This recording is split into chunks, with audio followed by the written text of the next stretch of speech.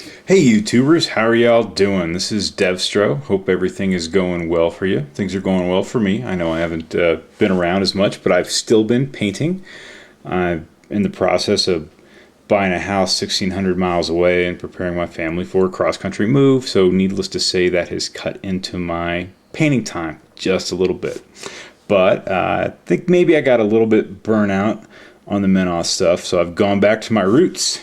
Been painting up some Cygnar stuff. I got this Defender here, handy war jack to have around.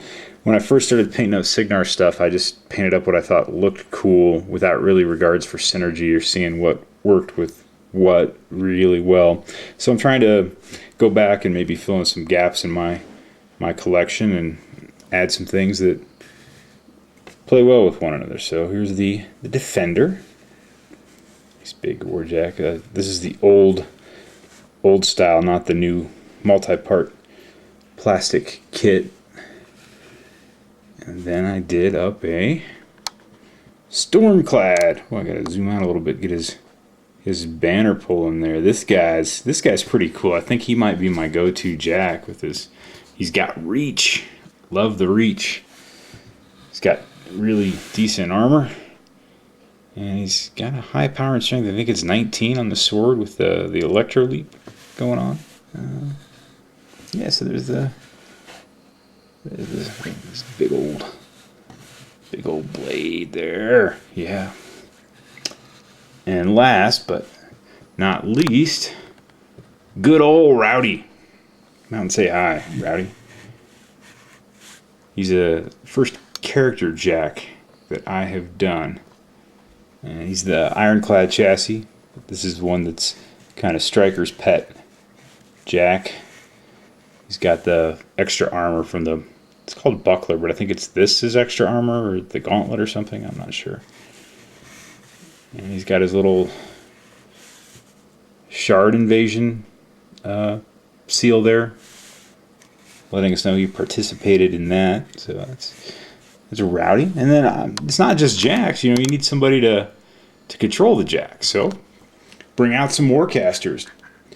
Can't have old Rowdy without Striker. So I thought I'd do up an epic version. I'd never painted up an epic model before. They're pretty cool what they got going on there. So this is the epic Striker standing on a wrecked Menoth jack there. Painted up, got his battle cry face going on there. Just him. And whoa! Also thought I would just painted this guy up today. Little Prime Kane here. Alistair Kane. So what I wanted to do with this guy here is paint him up as sort of a nubile and cherubic. And then when I do the epic version, have him be grayer with the 5 o'clock shadow, like he's aging from all the horrors that he's seen in the battlefield. And I also try to do a new thing. I'm always trying to play around with new techniques.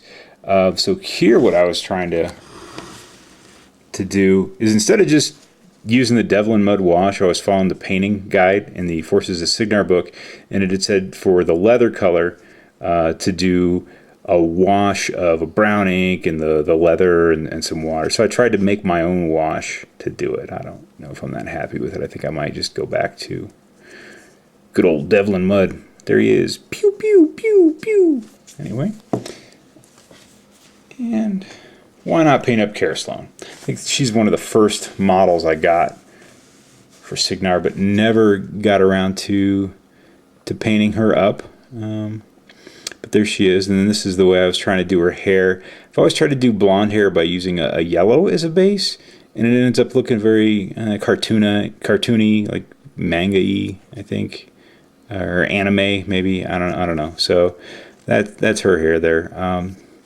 But I read up on a new technique for doing blonde hair, which I will show you here with my first unit. Now, what's going to go good with some of these jacks and casters? Some Rangers. So this is the unit leader of the Rangers. And for her hair, I used Menoth White base. And if you're using GW colors, you could probably use bleach bone, and then just do a sepia wash, and then highlight it with either the Meneth white base or the sepia wash again. And you get a more realistic looking blonde hair than the crazy yellow going on. So I got put my Rangers over here. Get them all out. Neat trick you can do with these is you can just have one guy in the unit run, or gal, I guess. Have them run. And as long as they're within 5 inches of the enemy, your whole army is going to get +2 to any ranged attacks to hit against them. It doesn't matter that they're out of their command radius, or even if they pass their, I forget what it's called in War Machine. It's not a break check, but if they lose their cool, it doesn't matter. They're still going to get to give the +2 if you just run one out. So you just have a sacrificial one run out there each turn. So then I've got the Stormclad, and he's going to get a focus if he's close to the Stormblades. So I gotta have some Stormblades. Gotta put these guys out there. These are pretty cool models. They've been around for a while. They're very iconic with Cygnar, heavy hitting guys. They also have a ranged attack. It's a really, really short ranged attack, but I thought maybe with Kara Sloan there could be some cool synergy. Or also with Kane, he's got some snipe and Deadeye, could be effective for them. And what also makes them very more effective are the weapon attachment as well. So why have one when you can take up to 3? So painted them up. Then they also have a unit attachment, which is going to give them really cool assault rule. And that's the officer there. I've been painting a lot of white with Meneth, and I wanted to have white on Cygnar, but I wanted it to be a different kind of white. So the Meneth white is sort of a tan version of white that grades up. So with my Cygnar white, what I've done is used a gray and then highlighted up to white using I think it's a troll blood highlight maybe, or I don't know. So one of those colors, and then Bastion gray for the shade, and then going up to white there on his cloak. And then gotta have your standard bearer. Everybody's gotta have standards. Now with him, I did the Cygnus. I did freehand. I'd never done one before, so I decided to just wing it and put it out on there. For him, I did end up bending the banner pole. The way I had to pose him to get him to stay glued, the banner was hanging out here, and if anybody in the room would fart, he'd fall over. So I bent it, and so it looks a little off, but the standard's being held upright. It's just, but if you look, the pole down there is at a different angle than the pole up here. Let's see, what else did I do? Painted up Arlen Strange Ways. He's got all these little dials and stuff on him. I had never painted those. I mean, they're on pretty much a lot of the Jack models, but I just always painted them like the pig iron and then washed them. But with him, I took some time and tried to get in there. It took a few goes. It's also smoking the pipe. Cool here. You can give a Jack some focus.